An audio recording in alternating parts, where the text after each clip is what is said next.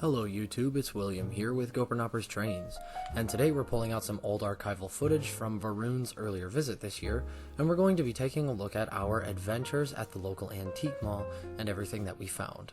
Without too much further ado, we're going to get right into the clips. Unfortunately, he's no longer here to help me narrate, but I'm going to describe everything that we saw as best as possible, and I hope you guys enjoy. So getting right into it, we didn't start filming until we were like halfway through the first antique mall, but one of the booths that we stopped at included some old cheap Marks O-gauge stuff and some very old HO kit builds. Right here is an unusual scale model of a passenger car, and earlier on the shelf you saw some other weird HO scale builds. There were also some pre-war Lionel items, and over in the case here there was a station that has been sitting for quite some time. Next up, we did see this giant Aristocraft G-scale passenger car in a different booth, just kind of hanging out on the floor. The price tag is enough to make you throw up, but you know, that's G-scale for you. I was wondering what was in the case, but there was nothing spectacularly interesting. Varun had become enamored with some of the model cars at the time. Over there was a Gilbert American Flyer caboose at $16 in the original box, and that one was not warped, and it appears that it did not have the light hardware. However, if you needed an American Flyer caboose, this antique mall can hook you up. At another booth, we found some diesels, a DDA 40X, and a couple other random Tyco things, as well as an AHM C-liner, more American Flyer stuff, and the usual assortment of O-gauge.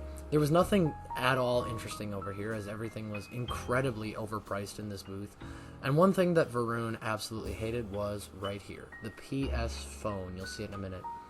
AHM C-liners, a couple of other assorted HO scale bits and bobs up here, as well as some, usual cheap O-gauge things like the assorted cabooses and random loose other things. Nothing spectacularly interesting in here. There was a pretty nice Reading caboose, and of course the PS phone, which you can see hanging out right there on the bottom shelf.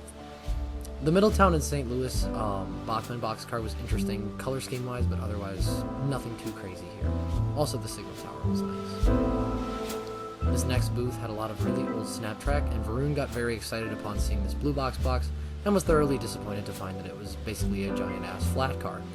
I forgot what the purpose of these is, and he would probably be able to tell you, but like I said, he's not here at the moment. Anyways, continuing on, this booth had one Lionel Santa Fe B unit for $20, which isn't horrible, but I believe that was an NPC era thing, just included that. So then over here we had probably the most laughable booth at the mall. Nothing has moved from this booth in literal years. That American Flyer streamlined K4 thing has been there since I was a wee child. A lot of their Lionel stuff is half decent. It's incredibly expensive for no good reason, and this booth never sells things. From what I've heard from the people who operate this antique mall, they're usually more concerned with holding on to stuff than they are selling it. The last major item that we saw over here was a Lionel pocket watch, as well as these weird little hanging dioramas, and down here there were a couple loose freight cars. Now our actual purchases at the antique mall that we're looking at right now had already been taken care of at this time. Actually, this shot is going to show you the booth where we found them. I was more interested in the acoustic guitar, but Varun had pointed out 3 train sets here. He actually, not this one that I'm holding on to right now, but the one behind it, that was his first electric train set, and what got him into the hobby in the first place, the Railroad Empire set. They weren't priced horribly for lifelike sets, I guess, and naturally we passed on these as they were too expensive. However, there was one oddity in that grouping that was just too weird and too inexpensive to pass up. Oh yeah, before I forget, these few things were in one of the cases towards the entrance of this antique mall. Some slightly nicer stuff, although none of it was attractive or priced attractively. So here we are stepping into the second one. This is actually the other half of the previous antique mall, and these were both on the same day. But anyways, immediately from the entrance there is a case full of American Flyer stuff. The prices here also were not terrible, although we did not pick anything up. We didn't really have any use for anything that was in this case, nor was it particularly interesting. But the cars were in great shape, so was the engine, and the prices were not horrendous. They did have a Bachmann Easy Command, which is weird to see. Another booth had some Lionel boxes in a sleeve, which we literally laughed at, and this sweet little railroad picture. We didn't buy anything from this booth either, But yeah, this one is a bit of an interesting booth. There's a lot of random stuff, and this is the cleanest Marx transformer I've ever seen. That chrome on the handle looked fantastic. So that's all I have to say about that. Anyways, we found a Tyco pack over here, and yeah, that's about it for this booth. There may have been a few other small things lying around. This antique mall was not nearly as large as the previous one, nor was it as saturated. There were some cool things in the cases. Honestly, I'm not even sure what I'm doing footage-wise here. This thing I really wanted to buy for Harry, my friend Harry Warren, because cheese train. But yeah, there was a Squire Stratocaster, and this is the point where we transition to our second day and the second antique mall, or the third antique mall. This first booth had a bunch of Lionel stuff in it, and this is actually where we ended up sorting through and finding the majority of our purchases. There's a shelf about halfway through the antique mall that has some miscellaneous train stuff, some of which we seriously considered picking up, because this engine right here that I'm holding is a PRR Proto unit, and it was priced very, very reasonably. I think it was something to the tune of, yeah, there you go, $25. It was as is. The only thing it actually needed, however, was some new truck clips, and it would have run just like new. There was a dummy unit, but it was weathered and looked absolutely terrible.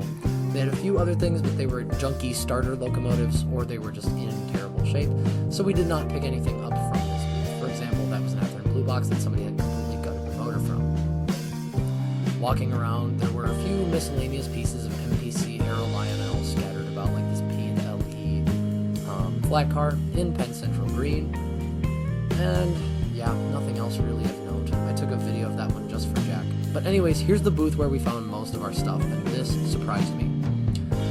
So there are quite a few things here, a lot of things to unpack. For example, some very interesting billboard cars. An entire set of, I believe, Roco shark noses, very similar to Varun's New York Central set. Yeah, there's an ABA set of shark noses, and I believe they were in the CN paint scheme. So there was a lot of stuff here, and it took us quite a while to go through it all, which you're going to see on camera. I think actually for the time being I will resume the commentary that we sort of kind of inadvertently recorded in person, so you can just see our process of sorting through it all. But we did take quite a few things home from this pile, and of course we will explain more about them later. Yeah. It's in horrible shape, but honestly you could probably fix that. Yeah. Here, put that back in the thing. I'm gonna cover it up because we got more Yeah. stuff to look at. What's in here?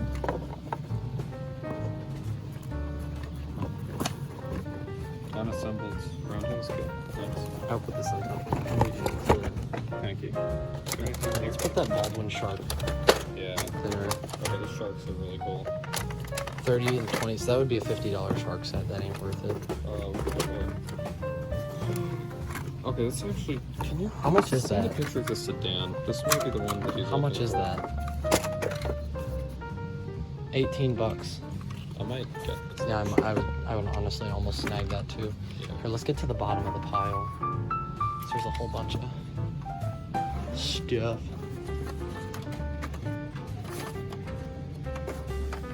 I'm gonna just. Oh, I might. That Mopac box car is also very cool. Green Bay and Western.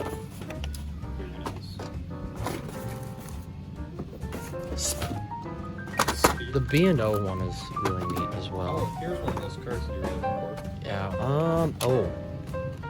Hello there. $30 is a little much for that, guys. Buying this. Okay. The Lipton Tea ACF is very rare. Don't show that to Dan. He will literally nut. Heck down there. Yeah. There was a red box Tyco something. Oh, it's right there. Seriously though, what is this thing? I don't know. Alright, so anyways, after that entire escapade with that lot, we continued our walk through the antique mall, which didn't yield anything super crazy. We found a Lionel Lines tank car at a not unreasonable price, and a very, very cool MPC era J-Class. I think this one's number 746, or something along those lines. But that one's been there for quite a while, as well as a few of the other staples of Lionel operating accessories. This is all pretty standard antique mall fare, and we ended up not taking anything from these booths home. Again, we have a assortment of miscellaneous Lionel bits and bobs, again, none of which we had any use for and saw no reason to bring home.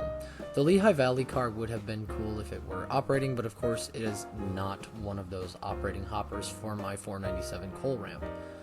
A few things in boxes, but again, like I said, nothing too extraordinary. And anyways, we are now approaching the end of the In Antique Mall videos. We're now going to cut to past Will and Varun and take a look at everything we found. Alright, so this is going to be before we record narration or anything, so hopefully that turned out okay. Still here with Varun, and this is everything that we found. So we're going to start off with the big one. We have the Coke Express Limited, or as we call it, the Conch Express. Look at this wonderful piece of HO scale engineering. Here we have this extremely prototypical Coca-Cola Shinkansen. They had these running up in California, I'm sure, at some point in time. Hold on, show them the pantograph. Oh, that's Broadway Limited. Step up your detail. This is precisely. Yeah. Broadway Limited. Eat your heart out. You get one coach. This, which is missing a truck somehow. Conch Express Limited. I thought that was gonna be like a really cool like billboard car, but no, it's just some stickers that they slapped on there. So enjoy some Sprite. You got the Conch steamer and the Express Limited flat car, and we assumed this was gonna be powered. Funny story, it's not. It looks like one of the headlamps is snapped off. It has the gear, no motor or pickups or anything. So, you know, I just work here. You know what? It's fine. And then we got the Enjoy Diet Conch caboose. This set was $15, which, you know, actually isn't bad. I think we got a solid 20 minutes of just laughing. Yeah, at this thing, last night we had a great time playing with this. There are videos, if you've been on any of the servers that Varun and I are in, of us having a good time with it. Funnily enough, though, this thing runs surprisingly decent. Yeah, there's a can motor over the rear, or the front truck or rear truck, I don't remember, but there's a can motor in there and it runs fairly well, which is shocking. But anyways, this morning we went to a different antique mall, and this is all the stuff that we found. So tell them about yours first. So we went to this little booth, I'm sure it'll be in the video, and Yes. they had these two boxes, and this is a Tyco MU2 Drive GP20, and this thing was literally underwater. If you can see there. I think we actually got a shot of it in the video. Yeah. But that's how it looks now. It runs extremely well. Yes, it runs very well, as does your other. Yeah, this Fine. thing is a CN Wet Noodle GP20. Apparently these are uncommon. I just really like the paint. It's fairly clean. It has a couple spots, but it also runs half decent. Here, let's show them the one by the cab. Is it on this side? I don't know. It's on this side right there. Are you sure? Yeah, flat black paint is going to be hard to pick up. There, it's right there. Oh, You okay. kind of see it. It gets a little bit shiny, Yes. but you know, it's in really good shape, and that one runs Yeah, well. this as guy well. was $6 and this guy was like $8. Yeah, $6 and $8 respectively, so really good. And then from the same booth, you will see all of these in the video. I got a significant discount on these. They were half off each. Yeah. So this one was actually $5.50, and this one was $7. But we have a Canadian Club hopper.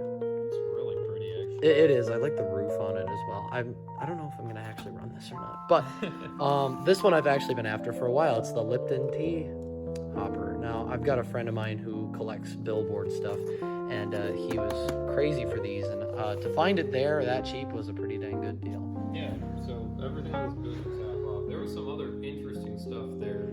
You'll see it in the video. Yeah. Don't worry. Yeah.